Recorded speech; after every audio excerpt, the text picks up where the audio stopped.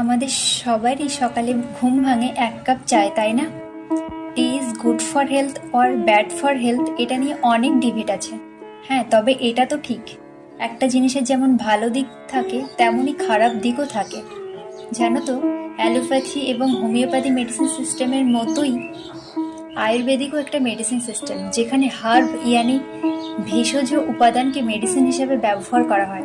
As per Ayurvedic medicine system, T is a antioxidant.